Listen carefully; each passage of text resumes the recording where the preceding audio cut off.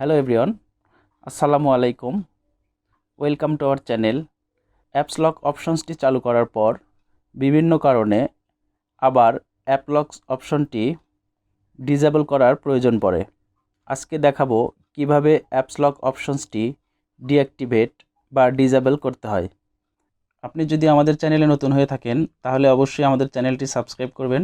চলুন দেখে নেই কিভাবে অ্যাপস লক অপশনসটি ডিঅ্যাক্টিভেট বা ডিসেবল করতে হয়।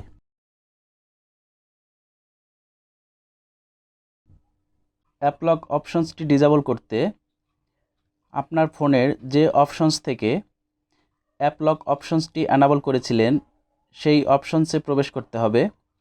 আমি এখন সেটিংস থেকে অ্যাপ লক অপশনসে প্রবেশ করব। আমার এই ফোনটিতে এখানে সিকিউরিটি নামের যে অপশনসটি রয়েছে এই অপশনসের মধ্যে অ্যাপ লক অপশনসটি রয়েছে। কিছু কিছু ফোনে অ্যাপ লক অপশনসটি প্রাইভেসির মধ্যেও থাকতে পারে। এখন আমি অ্যাপ লক অপশনসটিতে প্রবেশ করার জন্য সিকিউরিটির এখানে একটি টাচ করব।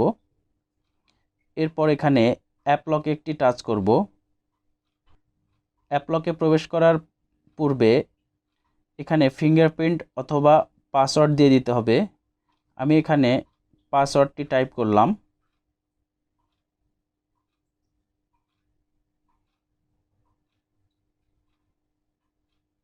দেখুন আমার এই অ্যাপসগুলো লক করা আছে।